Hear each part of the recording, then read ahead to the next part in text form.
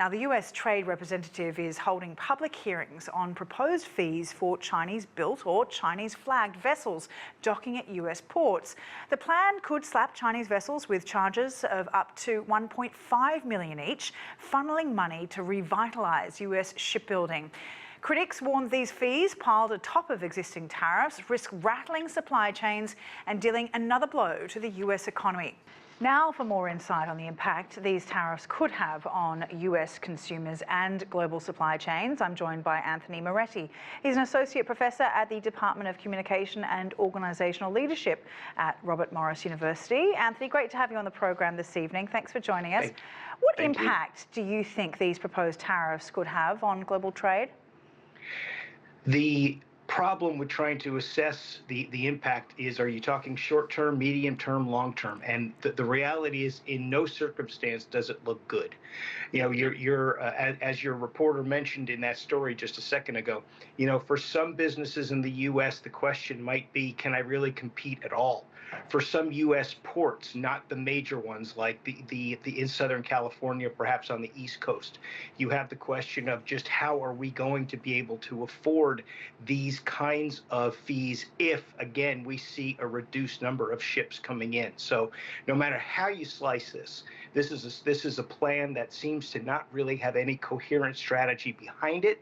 And the stubbornness of Trump, though, is one thing that seems to be the wild card, because when he gets an idea in his head that he's right, he doesn't move off it, even though clearly in this case he's wrong. And if the consequence is shipping companies using smaller or skipping the smaller US ports to avoid these kinds of fees, what kind of impact could it have on some of the local economies around the US, particularly places like Oakland, Charleston and Delaware, for example? Yeah, sure. I mean, what you're looking at is, you know, fewer dollars or fewer imports coming in, fewer exports going out. That could mean fewer people working in those docks. That could lead to some issues regarding unemployment. You could have concerns about people moving elsewhere. Housing prices could go down. Tax rates could change. You know, all of these things sort of build one on top of the other.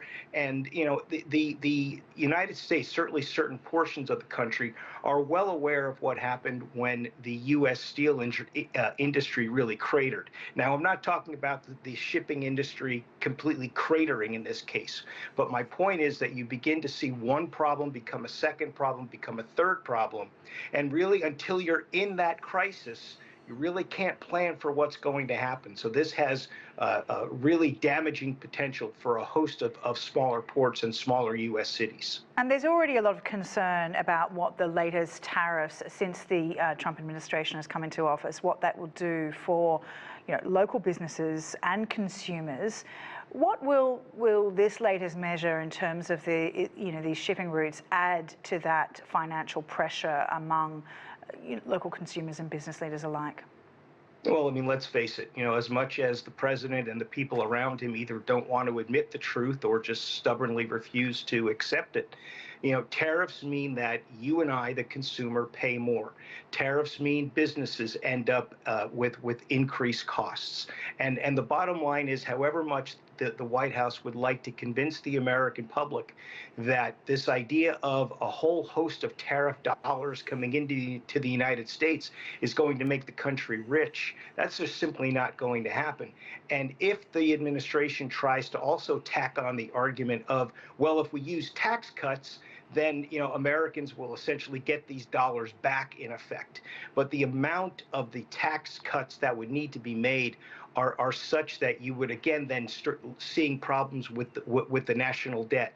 You know, as with the previous answer, one thing spirals on top of the other. But there's no doubt, whether you want to call it a tariff, a service fee, or a tax, the reality is the American consumer is going to pay it, and it's going to pinch their budgets no matter what they do, whether it's for items they want or for whether they decide that some of the fun things like a summer vacation might not necessarily be possible. And given that these tariffs could be up to $1.5 million per call, what would, you know, establish how much a ship will be charged, and how sustainable will it be for companies to maintain this, given that they are unlikely just to stop their shipping altogether?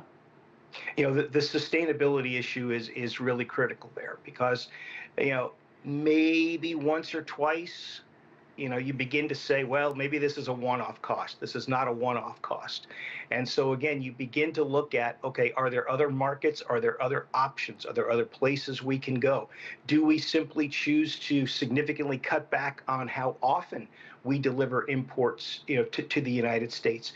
In corporations big and small around the world, one of the questions they're doing right now is sort of crunching those numbers, but there also is sort of the common sense conversation that comes into play with this. And that is, if this is really what the United States is going to be like for at least the next 4 years, what does this mean for an entire change in business strategy?